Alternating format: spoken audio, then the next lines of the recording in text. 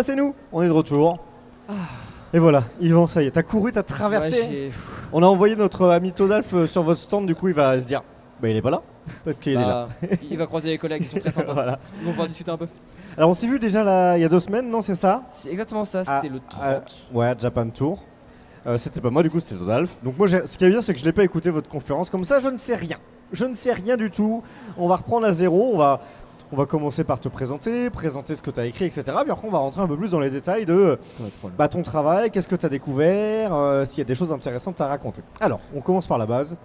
Qui es-tu? Que fais-tu? Alors je m'appelle Yvan Tavo, pour le coup je suis un énorme passionné de manga évidemment, mais également un énorme passionné de philosophie aussi.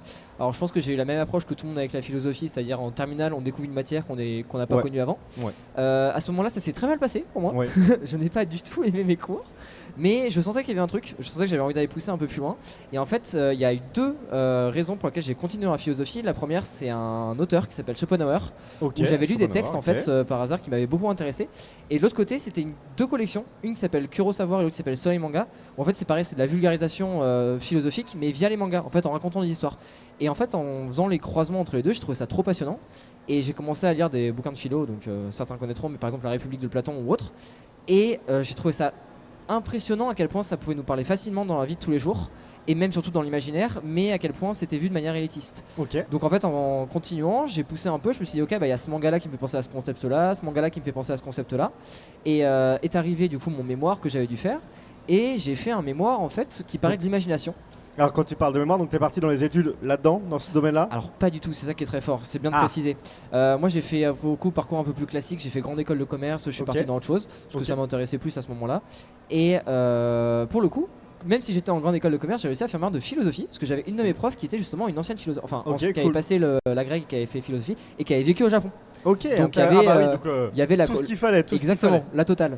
Et donc je vais présenter mon idée de faire un mémoire sur comment l'imaginaire impacte les civilisations. Donc pour remonter plus loin, on a la mythologie grecque en Europe qui nous a énormément impacté. Exactement, par exemple. Oui, tout à fait. Et c'était assez intéressant de faire ça, et évidemment en diguant à peu près, mon cône s'est fini sur le manga à la fin, en disant le manga en France, comment le manga en France nous a influencé. Et c'est fou de voir qu'il y a certains points où c'est le cas, certains points où c'est pas forcément le cas, où en fait on l'avait déjà. Et on est sorti ce magnifique premier ouvrage. Donc vos héros en terre philosophique. C'est ça, la philo des mangas, que j'ai écrit en parallèle et que j'ai vraiment finalisé avec le mémoire, parce que je trouvais à ce moment-là qu'il y avait une certaine légitimité, parce qu'il y avait des vraies recherches qui avaient été faites derrière. Donc ça c'est en quelle année? Ça c'était il y a... Alors du coup je l'ai écrit de ma fin de terminale à ma fin de mémoire. Mais je considère vraiment que le mémoire c'était l'aboutissement, donc c'était en 2022 maintenant, ça remonte un petit peu. Et je suis parti d'ailleurs au Japon juste derrière. Et donc j'ai écrit l'année dernière Demon Slayer, la philosophie dans Demon Slayer. Demon Slayer est une œuvre que j'aime énormément. Et donc je suis allé pousser un peu plus loin, sachant que autant dans celui-là le but c'était de faire de la vulgarisation, donc présenter des concepts de manière assez courte pour introduire aux gens et donner l'envie d'aller plus loin. Donc je donne des livres pour justement aller plus loin dedans. Donc, par exemple du Schopenhauer, on en parlait, et du Confucius. Et dans Demon Slayer, pour le coup, je peux faire une analyse plus précise parce que j'ai plus le temps de raconter un peu plus l'histoire et plus le temps de raconter les concepts philosophiques et pousser plus loin l'explication. D'accord. J'ai pas très bien synthétisé, mais comme ça au moins t'as tout. Si, moi c'est très clair. Aujourd'hui, c'est ton activité principale d'écrire, d'analyser, ou tu as une activité à côté? Non, c'est une activité à côté. Il y a une grande phrase de mon directeur d'édition qui dit qu'il y a très peu d'auteurs en France qui vivent de leur passion, ce qui est bien. Mais d'un côté, en fait, au début, je trouvais ça un peu dommage. Maintenant, j'aime bien parce qu'en fait, je me dis que justement, j'ai pas la pression de me dire que j'ai besoin de faire ça pour vivre, dans le sens où que je peux prendre mon temps pour écrire, je peux me relire, je peux demander de la validation à plusieurs personnes. Par exemple, celui-là a été validé par une professeure pareil de philosophie que j'aime beaucoup. Donc, j'ai plus le temps et j'ai plus de permissivité pour l'œuvre, on va dire, entre parenthèses. Donc, c'est beaucoup plus agréable en termes de construction d'esprit et pouvoir aller diguer ce qu'on veut précisément. Ok, voilà. Très bien.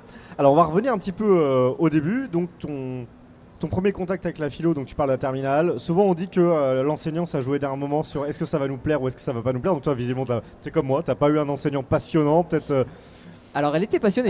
Elle était passionnée. Pareil, sur ça, ils sont souvent. Voilà, il est parti. Pas de soucis. Alors ils sont souvent très passionnés, mais par contre la pédagogie n'est pas toujours là. Quoi. Alors là où j'admets avoir été un élève un peu compliqué, c'est que je suis quelqu'un qui est très cartésien, qui est scientifique de base, bac S ou autre.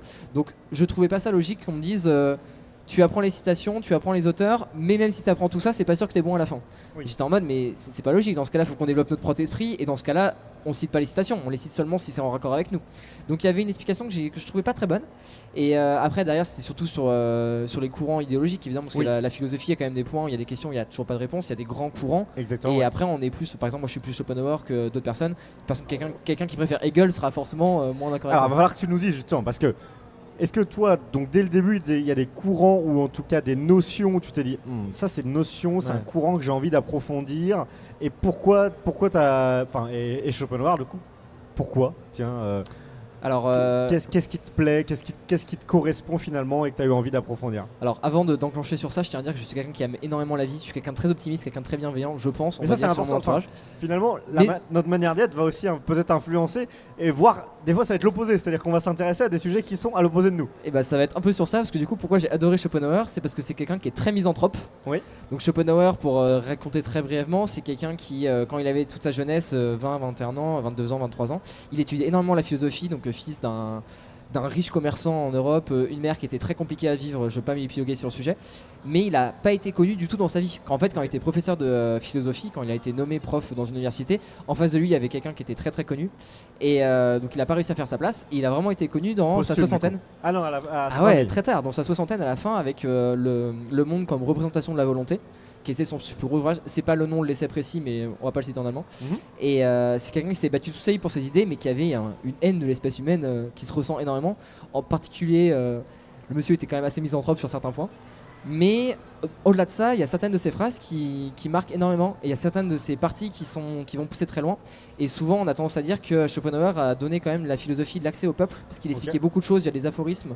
D'ailleurs, un de ses livres que j'ai beaucoup aimé, c'était l'aphorisme de la sagesse dans la vie, qui est pas un livre qu'il a vraiment écrit, mais c'est un ensemble de trucs qu'il a fait. Et ça permet justement d'expliquer vachement mieux certains concepts. Je trouvais ça assez intéressant comme première approche justement de la philosophie. C'est peut-être pour ça que je l'ai beaucoup aimé aussi. Ouais, c'est ça, comprendre déjà, te redire, ok, les concepts, c'est cela, etc. C'est ça, essayer de placer un peu dans le méandre tout ça. Et est-ce que du coup le côté, l'association avec les mangas, elle est venue assez vite, parce que bon, tu devais lire des mangas à côté, est-ce que tu t'es assez vite dit, tiens, ce concept-là, finalement, je le retrouve là dans ma lecture, etc. Ça a été rapide. Franchement, en fait, c'est comme je disais tout à l'heure, là pour le coup, je vais parler plus d'écrivains français, mais Baudelaire, déjà à l'époque, il disait que l'imagination, c'était la plus puissante des forces, parce qu'en fait, ça transmet énormément de choses. Je parlais de la mythologie grecque tout à l'heure, mais c'est impressionnant à voir à quel point ça nous influence toujours déjà aujourd'hui. Et les mangas, ça m'a paru évident sur certains points. Je vais parler d'un manga un peu moins connu, mais par exemple dans Darwin's Game, il y a une des personnes, Reign, qui est une des héroïnes principales, qui a un pouvoir qui s'appelle Laplace. Et en fait, Laplace, ça vient de Simon Laplace, qui était un philosophe et mathématicien français, qui avait créé un concept qui était le démon de Laplace, que peut-être à tout moment dans l'univers, si le monde est une gigantesque formule, on a un vecteur qui indique à chaque endroit, donc ce qu'on est en train de faire, toutes les variables, le fait que tu as ta main sur la jambe, le fait qu'on discute, etc. Tout ça, c'est une énorme formule mathématique. Et en fait, il y a peut-être un démon qui connaît toutes les prochaines variables, ou alors qu'il les choisit. Et donc son pouvoir, Reign, c'est justement de prédire le futur à quelques secondes près, parce qu'elle peut voir toutes les possibilités de ce qui se passe.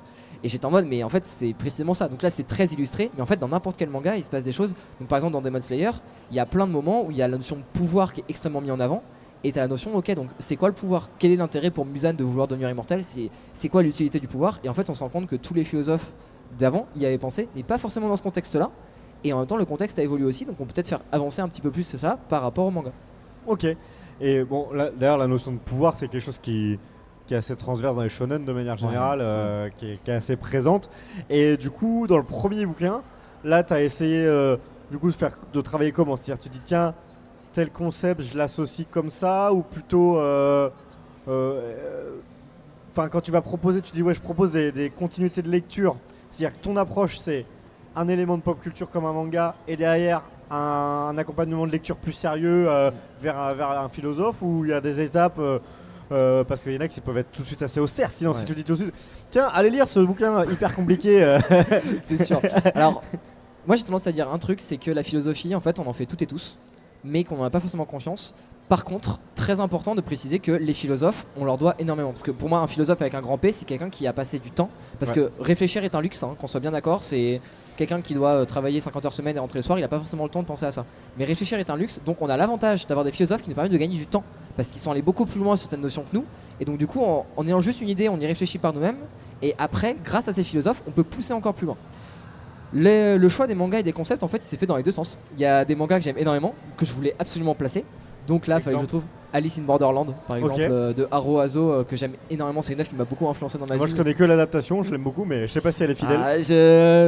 J'ai appris à l'aimer maintenant, mais j'avoue que la première fois que je l'ai vu, c'est toujours comme ça. C'est toujours comme ça. C'est vrai que c'est très très rare qu'on aime directement, mais ouais, maintenant. Il y a beaucoup des notions de choix. En tout cas, j'imagine qu'elles sont sûr. aussi là dans le manga, de choix. Très important, et d'éthique du coup. D'éthique énormément, et puis là c'est surtout la notion de se connaître soi-même et connaître ses pouvoirs pour aller plus loin. Enfin, il y a un moment où justement Alice, le héros, prend conscience que ce qu'il a pensé être des faiblesses pendant très longtemps est en fait des forces. Donc c'est juste s'adapter à son environnement et essayer de comprendre qu'intrinsèquement on a peut-être des choses qui sont utiles mais qu'on n'est peut-être pas au bon endroit. C'est ça qui est assez important. Et à l'inverse, il y a des concepts que je voulais placer où j'ai cherché un manga où ça correspondait le mieux.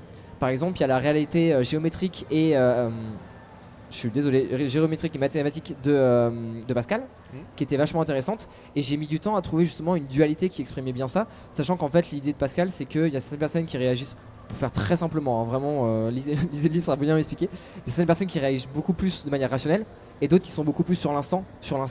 Donc ça correspond très très bien à Gon et Killua de Hunter x Hunter. Donc du coup j'ai pu expliquer par rapport à ça, mais il fallait quand même que je trouve un moyen de l'expliquer proprement pour que le concept soit bien mis.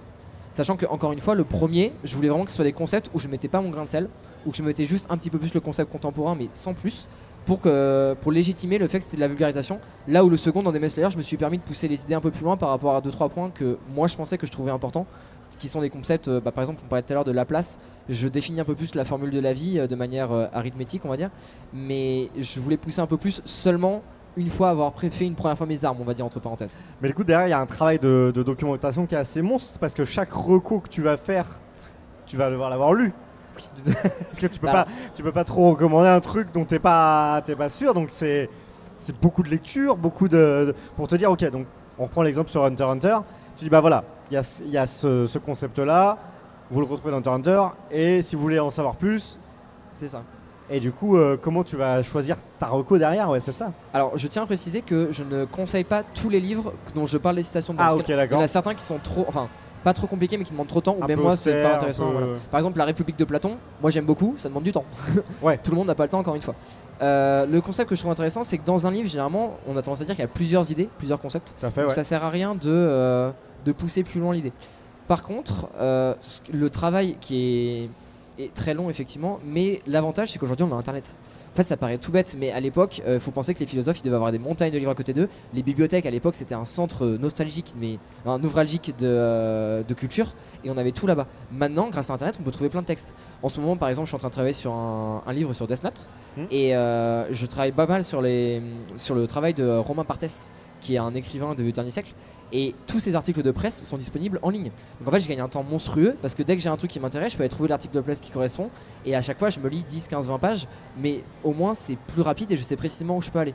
Donc il y a une idée de synthèse, on va dire, de toutes les informations au même endroit qui est vraiment très agréable, surtout que les vieux textes, et encore une fois merci Internet, sont généralement accessibles. Il y a beaucoup de textes en fait qui sont disponibles en livre, en PDF, du coup on peut télécharger les PDF et les lire. Tout à l'heure je parlais de l'imagination de Baudelaire. Le texte de Baudelaire sur l'imagination, je pense qu'il doit faire 300 pages, un truc du genre. Il est disponible totalement gratuit en ligne. Donc en fait il suffit juste de le prendre en ligne et de le lire. Effectivement il y a de la recherche, mais on va dire que l'accessibilité elle est beaucoup plus simple. C'est plus simple que ça n'a été à une époque où il fallait s'enfermer en bibliothèque. Et t'étais pas sûr de trouver les bons ouvrages, t'étais pas sûr que c'était ce que tu voulais précisément, ce que tu voulais mettre. On va dire que la recherche en elle-même elle est plus simple. Après l'étude de la documentation elle est toujours aussi longue, mais la recherche de la documentation elle est beaucoup plus simple aujourd'hui. Et ce genre de bouquins viennent le simplifier également en donnant tout un tas de pistes finalement, c'est ça. D'ailleurs en termes de conseils, tu vas aussi bien le conseiller à finalement des gens qui sont sortis du milieu scolaire et qui ont envie de replonger un peu dedans, que peut-être des secondes, des premières qui n'ont pas encore eu les fameux cours et qui peut-être du coup vont peut-être on va dire se familiariser de manière simple, agréable avec des concepts qui vont peut-être être un peu plus austères en cours après. Alors pour moi, la philosophie s'adresse à tout le monde. Mais quand je dis tout le monde, c'est de 12 à 98 ans, il n'y a pas de matter.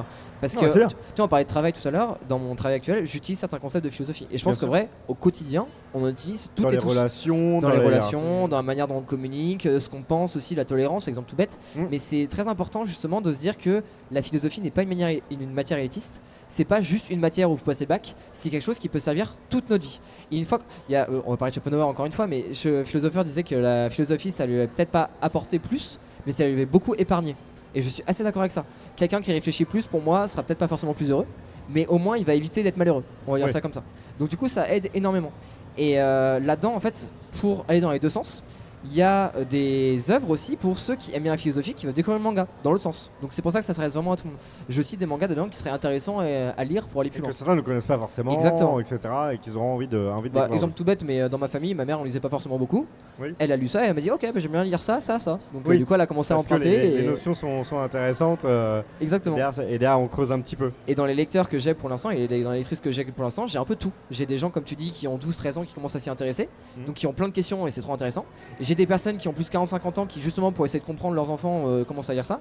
Ou alors j'ai des personnes qui ont 20-30 ans qui adorent les mangas et qui sont en mode ça fait une super porte et on y va quoi.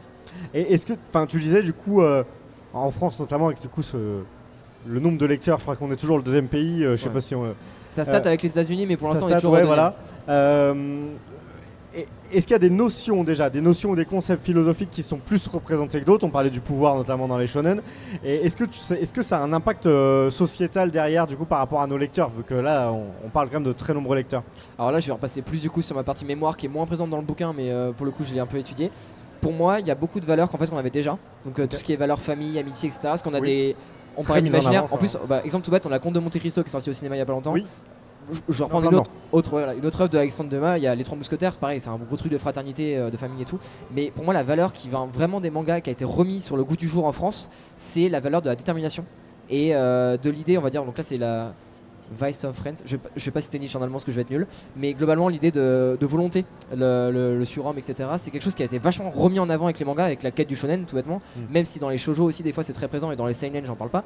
Mais l'idée de on veut, on peut, on fait. Et on affronte les obstacles. Oui, ça veut dire qu'il y a ce côté qu'on voit très souvent, il y a souvent des échecs. Souvent dans les shonen, il y a un échec et on va se relever plus fort. C'est ça. C'est assez présent ça. C'est exactement ça. Là où en France on l'avait à l'époque, mais ça s'est un peu perdu dans les années 90, 2000, parce que la période faisait que où justement un échec était un échec. Là où la génération manga, ils sont l'esprit shonen. On a tendance à le répéter en maintes large, on parle dans Demon Slayer, mais l'esprit shonen, c'est une culture de notre époque où on est en mode on va y arriver.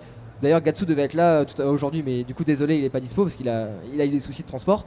Mais on en parlait par message et on était en mode esprit shonen, on va y arriver. Il sera là demain, ça lui fera une super histoire. Après est-ce que du coup, il y a le côté positif de cette détermination, de cette volonté à arriver au bout. Est-ce qu'il y a des côtés un petit peu plus négatifs, même de toute façon c'est toujours mesuré, mais un petit peu plus individualiste peut-être, ou des choses comme ça? C'est fait une très bonne transition. Alors effectivement en Occident comparé en Asie, parce que pour le coup j'ai vécu au Japon et en Corée, il y a quand même un côté de l'individu en Occident prime beaucoup plus que le groupe, ce qui est un peu la différence en Asie.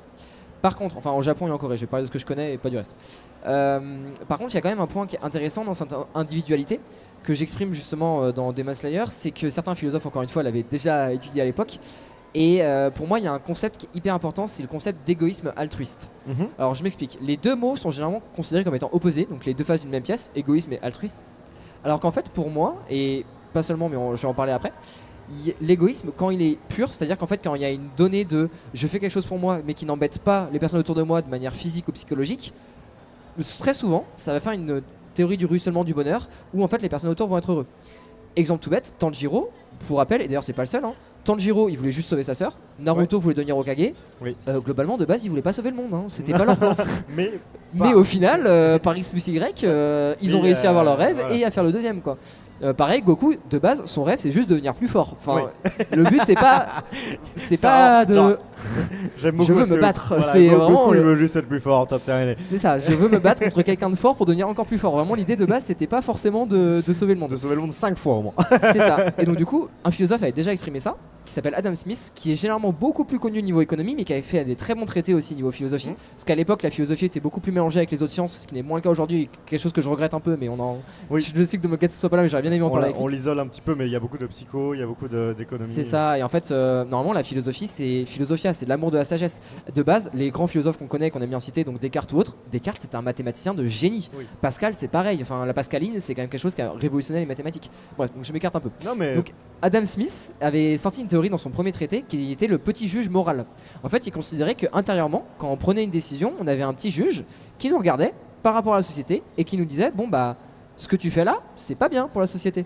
Ce qu'on a toutes et tous en fait, c'est le sentiment de culpabilité. Sauf qu'en fait, de son point de vue, ce juge-là était plus puissant parce que même sans le sentiment, on y pensait forcément.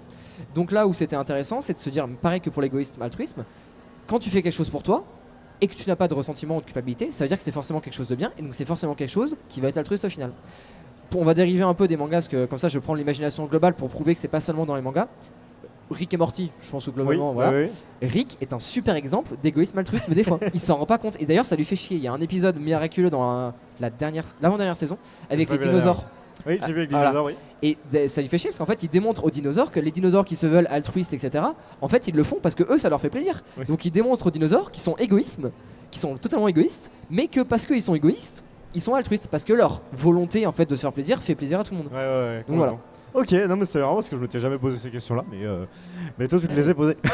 En fait, je trouve que c'est vachement intéressant parce que ça donne un truc, comme tu dis, d'individualisme où être individualiste devient moins grave si tu prends en compte les autres. Pour moi, le pire truc, justement, être individualiste, c'est que tu ne prends plus en compte les autres. Si tu es égoïste, tu prends en compte les autres et le meilleur moyen d'avoir le plus de bonheur, c'est de les prendre en compte dans ton bonheur. Parce que si tu t'en fais des ennemis, bah forcément, ton bonheur il va être plus compliqué à atteindre, quoi. Mais c'est vrai que ça demande quand même Enfin, je prends l'exemple de, t'as parlé de Naruto, de Demon Slayer. C'est vrai que si on prend une approche de base, je lis le truc, etc. En effet, je me dis, Naruto au début, il vraiment, c'est focus pour lui. Et du coup, ce que vont retenir les jeunes, c'est je veux écraser tout le monde, etc. Et en fait, sans une analyse quand même, on se pose pas tout de suite la question, on se rend pas tout de suite compte. Moi, je me suis jamais dit, tiens, finalement, en fait, par son individualisme, il a créé le bonheur autour de lui, même si pas individualisme. Égoïsme altruiste, justement c'est ce que je te dis. Individualisme, c'est si tu prends pas en compte les autres et justement tu vas écraser. Par son égoïsme, moi je me suis pas rendu compte de ça en tout cas. Et en tout cas, oui, il pourrait y avoir un biais qui s'instaure où les gens disent non mais moi je parle de l'esprit shonen, moi l'esprit shonen, j'y vais, je fonce dans le tas, c'est pas ça en fait. C'est ça, mais tu prends en compte le fait que il faut pas blesser les autres de manière psychologique ou physiologique. Oui, c'est ça. Est-ce que c'est le cas quand les gens disent esprit shonen? C'est toujours la question. Qu'est-ce qu'ils entendent par là? Comment ils le définissent? Exactement. Il va falloir que tu sortes un bouquin Esprit Shonen définition. Sachant qu'il y a toujours en plus, c'est un des débats, là je suis en train d'écrire sur Death Note comme je te disais, où c'est très compliqué de savoir si tu fais... Généralement, consciemment, il y a très peu de personnes qui vont vouloir faire du mal à quelqu'un d'autre. Que ce soit, encore une fois, psychologiquement ou physiologiquement. Par contre, des fois, inconsciemment, on le fait. Genre, l'exemple que je prends est tout bête, mais j'ai encore dérivé sur un autre manga, mais dans Hunter x Hunter, il y a une page où, quand on parle des Chimera Ants, il y a le Meruem qui explique noir sur blanc qu'en fait les humains sont une plaie pour le monde entier. Mais il explique très très bien parce qu'en fait les humains se détruisent entre eux, même nous actuellement, il suffit de voir dans le monde globalement tout n'est pas rose. Et c'est fait par des personnes qui le font consciemment. Par contre, nous aussi en fait sans s'en rendre compte, on le fait de manière inconsciente. Je vais pas citer tout et n'importe quoi, mais on est à la Japan Expo, il y a certains trucs on sait qui ont été trimballés ici qui sont pas forcément très bien faits. C'est triste, c'est triste mais c'est le fait. Donc il y a toujours la question de savoir si l'inconscient devient grave ou pas. Et pour rejoindre ton point de on n'y pense pas à la première lecture, je suis totalement d'accord et c'est pas le but. Encore une fois, réfléchir est un luxe. Généralement, quand on lit une œuvre, on dit que y a un lien inconscient qui se fait. Quand on lit Naruto, c'est pas gentil d'être méchant, c'est mieux d'être gentil, c'est bien d'aider les autres. Voilà. Après, si tu pousses un peu l'étude, que tu vas justement chercher plus loin, comme je disais tout à l'heure, tu vas te rendre compte de trucs. Tu vas te dire putain, mais là, il y a quelque chose, là, il y a une idée que je peux peut-être développer. Et le truc supérieur, c'est de se dire mais en fait, il y a déjà 6000 ans d'histoire de philosophes qui ont déjà étudié ça. Donc je récupère. Moi, je me crée ma propre idée d'abord. Je fonctionne mieux comme ça. Je me crée ma propre idée d'abord. Et après, je compare aux autres. Qu'est-ce qu'ils ont dit? Ok, bah ça c'est intéressant. Et dans tout bête, je parlais de l'égoïsme altruiste. Ça, c'est un truc que j'ai commencé à développer tout seul. Et après, j'ai regardé, j'ai fait, mais attends, mais Adam Smith, trop bien. Il a dit la même chose, il a même mieux expliqué que moi. Il y a 2-3 trucs sur lesquels je suis pas d'accord, mais justement, je vais pouvoir négocier avec le Adam Smith du passé et voir si on est d'accord là-dessus. Et puis voilà. Et tu continues. Non, mais je vois très bien. Alors, on a beaucoup de temps, donc j'ai envie de faire une petite digression avec toi. Parce que du coup, tu m'as donné. Alors, j'improvise. Mais toi, je pense à ça. Toi, t'écris des bouquins, ton objectif donc c'est de vulgariser, mais tu vas quand même, on prend le temps, tu vois. C'est-à-dire que la personne, elle va lire le truc. Aujourd'hui, on est dans un monde de consommation rapide, tu vois, le contenu TikTok. Est-ce que là, on n'est pas en train aussi de créer des biais justement avec ce contenu extrêmement rapide où les gens vont essayer en 30 secondes de te donner des infos, est-ce qu'elles vont pas être, tu vois, moi c'est ce que je te disais, est-ce qu'on va pas se tromper sur une interprétation? Est-ce que le mec il va faire une vidéo esprit shonen en 10 secondes, il donne pas une information qui est totalement fausse, etc. Et qu'est-ce que tu en penses de ça? Et est-ce que toi en tant qu'auteur, créateur d'un contenu, hein, est-ce qu'il n'y a pas aussi des messages à construire sur ces formats courts pour venir contrebalancer un risque potentiel de biais d'information, de mauvaises informations? Alors c'est hyper intéressant parce que du coup c'est un peu une des critiques que j'ai pu prendre sur le premier bouquin. Okay. Il faut savoir que moi c'était mon premier livre, je suis quelqu'un qui aime bien partager quand je sais que mon travail est bien à 100%. Donc là forcément ça pouvait pas être le cas, c'est de la philo, donc il y a toujours notion à débat, ce qui est normal. Et on a dit que c'était trop court, c'est ça? On t'a dit que tu développes pas assez. Alors j'ai eu un seul mauvais commentaire qui m'a dit justement que c'était une honte de vulgariser autant certains auteurs. Et en fait moi je trouve ça assez intéressant parce que le but n'est pas dire que tu vas avoir toute l'idée à 100%. Le but est de t'offrir une porte. Et en fait, si on fait justement, c'est pour ça que pour moi la philosophie s'est perdue et est devenue élitiste, c'est qu'on a trop dit, si tu connais tout ou tu connais rien. C'est pas entre deux. Sachant que tu ne peux pas connaître tout. C'est ça. Moi je suis du parti de tu as le droit de parler de n'importe quel sujet à partir du moment où tu es capable de dire je ne sais pas tout. Et à capable du moment où tu dis je peux me remettre en question. Et des fois, encore une fois, tu n'as peut-être pas la curiosité ou le temps d'aller chercher plus loin, mais si tu admets que tu ne sais pas tout et que tu dis ok je peux me remettre en question et que je sais pas, pour moi c'est bon, c'est parti. Tu peux dire ok j'ai une take sur une idée, genre par exemple je pense que, je sais pas, Alice in Borderland, il y a une idée qui ressemble à Socrate. Je pense ça. Ok, si tu me démontres que j'ai faux derrière, il n'y a pas de problème. Si tu penses que tu n'es pas d'accord, il n'y a pas de souci. Mais par contre, voilà, je tente un truc comme ça. Tenter permet. Tu vois, la notion de l'échec dont on disait tout à l'heure, il faut tenter. Tu tentes et tu vois ce qui se passe. Là, honnêtement, le livre, j'étais assez content parce qu'il a été validé par plusieurs personnes, donc j'étais assez serein pour le présenter. Et après, l'idée derrière qui en découle, c'est que dans la vie actuelle, je suis d'accord avec toi, le mode de consommation a changé. J'ai fait exprès dans celui-là de faire quelque chose de court parce que même moi, j'étais en mode, il faut que je puisse me dire que je puisse profiter du plaisir de le lire rapidement. Parce que même maintenant, j'ai plus le temps de lire autant que je voulais lire avant. On a eu le débat tout à l'heure, bon, je change, mais il y a eu un des lecteurs qui est passé à mon stand justement, qui est passé avec son ami et qui a acheté le livre et qui était en mode, bah là, je suis en train de reprendre la lecture. J'ai commencé par Dune. Je vais regarder, je vais faire. C'est une bonne reprise. T'es motivé, commence peut-être plus doucement. En fait, il faut récupérer un rythme. Et même dans la vie, dans le quotidien, en ce moment, moi j'ai moins le temps de lire. Donc là, j'étais en vacances, j'ai pris 3 livres avec moi, je les ai lus. Et là, dans la vie de tous les jours, en fait, je prends des trucs qui sont plus relâches, qui prennent plus de temps. Parce que justement, comme tu as dit, j'aime bien switcher, faire d'autres choses et tout. Donc c'est un mode de consommation qui change, mais pour moi, ça va pas empêcher de développer sur le long terme. Là, pour moi, le seul truc qu'il faut que les gens prennent conscience, c'est que effectivement, tu vas pas avoir toutes les infos tout de suite, mais que la vie c'est long. Globalement, pour la majorité d'entre nous, je vous souhaite. Et donc, pièce par pièce, à la fin, tu vas finir par avoir un truc global qui va être intéressant. Il faut peut-être pas se contenter d'une vidéo, d'un truc. Voilà, faut se dire. Ok, là ça m'intéressait. Maintenant, l'important c'est d'aller chercher un peu plus et de pas s'arrêter sur une seule et d'avoir l'idée de c'est une pièce que j'ai eue, mais je ne sais pas tout. Donc du coup, j'ai eu une petite pièce de tout le puzzle. Bah ok, j'ai ma petite pièce, mais si j'en veux plus pour être plus légitime sur le sujet, il faut que je continue à en fouiller. Ou alors ma petite pièce me suffit, mais comme ça au moins si quelqu'un m'en parle un jour, j'aurai un truc et comme ça je pourrais mieux apprendre. J'aurai une porte d'entrée, on va dire. Ok. Allez, parlons un peu de Demon Slayer. Là, donc ça c'est le dernier qui est sorti. C'est ça.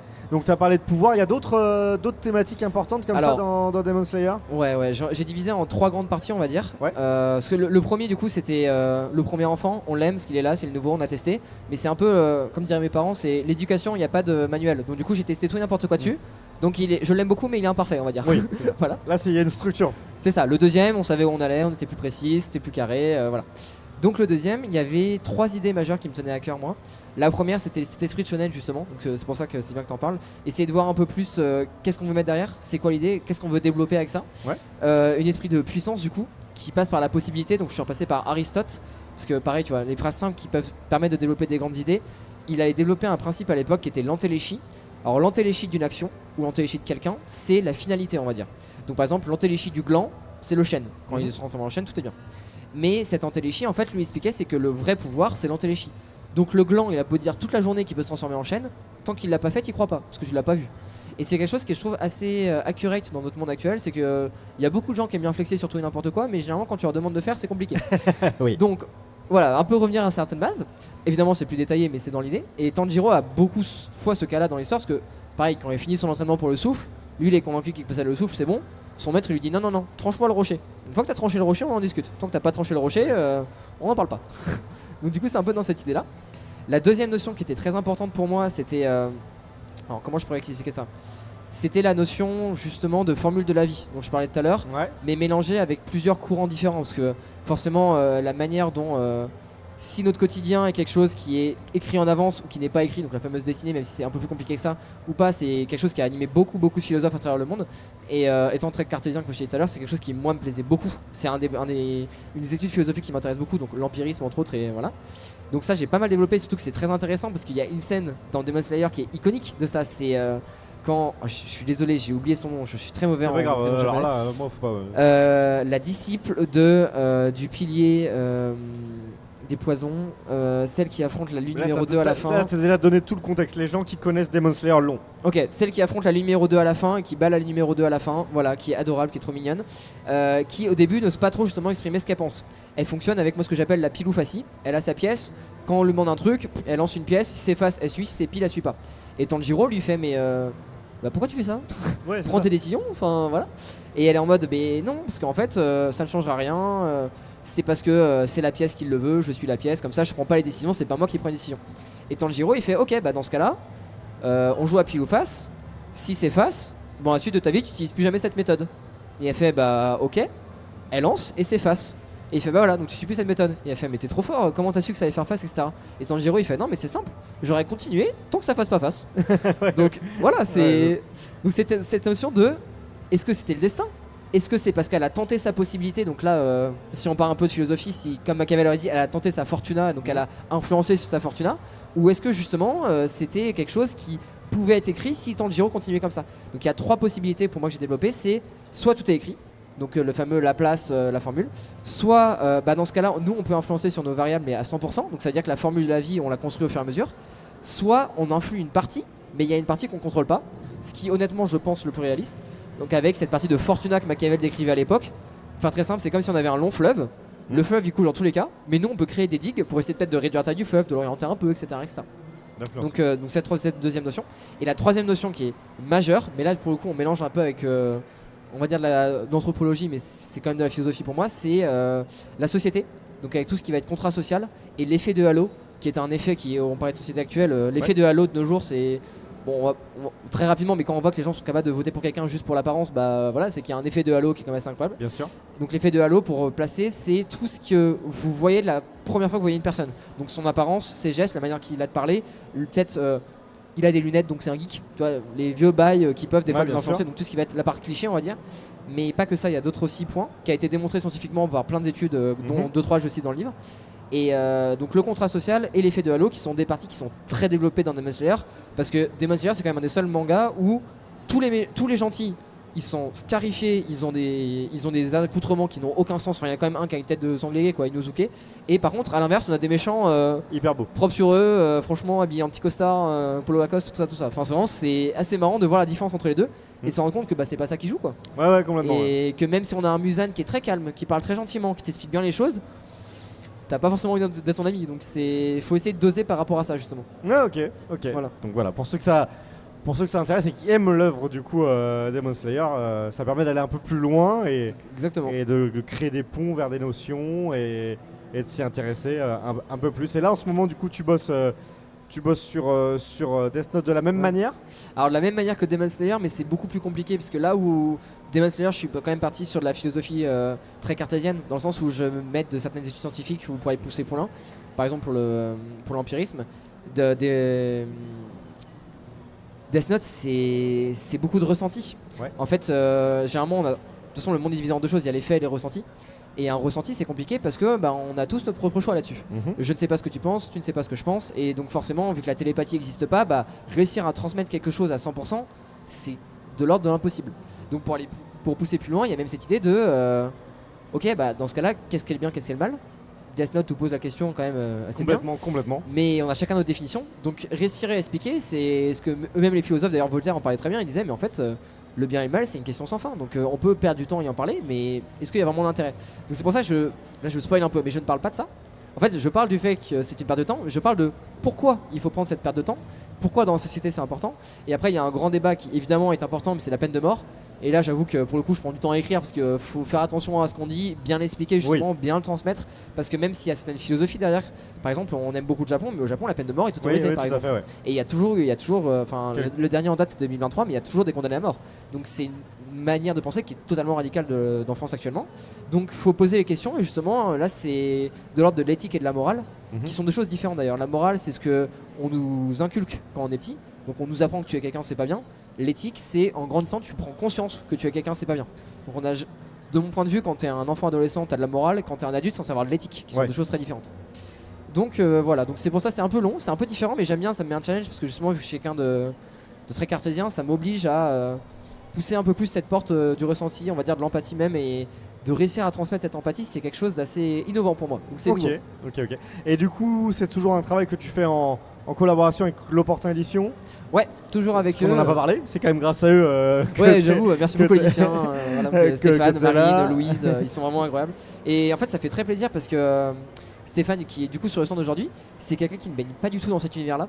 Mais par contre, les éditrices, donc Marine, Louise, Charlotte et tout, elles s'y connaissent un petit peu plus. Et justement, elles avaient cette envie de prolonger leur gamme parce qu'ils avaient une gamme de base, c'est pour ça que je leur ai envoyé les manuscrits, où ils font la philosophie selon OSS 117, selon Rick et Morty, justement, on en parlait tout à l'heure. Et donc, ils ont conscience que l'imaginaire peut prodiguer justement certaines valeurs ou au moins ouvrir une porte, comme on disait tout à l'heure. La première pièce du puzzle, pas tout donner, mais la première pièce du puzzle.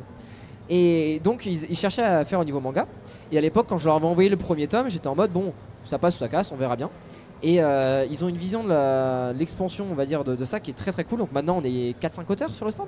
Ouais. Et on a chacun notre petit point de vue, on a chacun nos petits mangas préférés, donc ça lance des débats. Et comme on avait pu faire la dernière fois avec vous d'ailleurs à Japan Tour. Et c'est trop agréable parce que du coup, ça permet d'ouvrir la parole. Et comme tu disais, plus il y a de personnes qui en parlent, plus la curiosité grandit et plus ça permet d'ouvrir les portes, quoi. Complètement. Donc toi, tu comptes pas t'arrêter là, malgré les difficultés là, avec Death Note, tu vas continuer. Est-ce que tu as déjà des envies ou est-ce que et d'ailleurs, est-ce que le terrain de la philosophie, tu veux absolument toujours rester là-dedans ou est-ce qu'il y a d'autres thématiques peut-être? Est-ce que tu as d'autres à côté, d'autres envies? Peut-être pourquoi pas faire de la fiction aussi? Finalement, t'en lis beaucoup, je sais pas. Hein.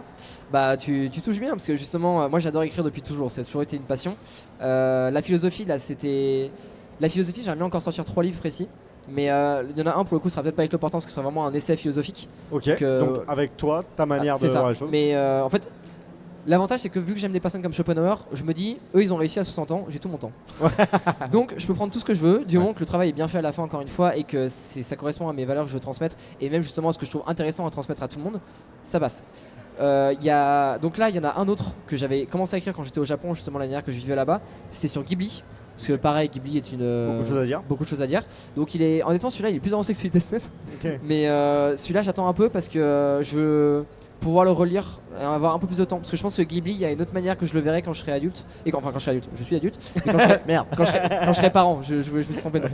Quand je serai parent, je pense que je le verrai d'une autre manière. Donc du coup, j'attends un peu parce que je pense qu'il y a une 3e lecture que j'ai pas encore. Okay. Donc pareil, vu que c'est du ressenti, j'attends de voir par rapport à ça. Et sinon, dans l'imaginaire, j'écris des SF, des nouvelles de SF, et un manga qui devrait normalement sortir l'année prochaine. Mais plein de choses en fait. Plein de choses, on n'arrête pas les projets. Et ouais, le manga, c'est la passion. Je viens de là de base. J'ai 3 scénarios qui sont finis, et sauf que comme je suis une quiche en dessin. Oui, j'avais demandé, tu collabores avec quelqu'un? Exactement, je travaille avec une amie. Donc moi, je fais les storyboards, qui prend quand même énormément de temps. Je suis assez impressionné à chaque fois. On dit toujours que le manga, c'est monstrueux en termes de temps. En termes de storyboards, c'est vraiment une dinguerie.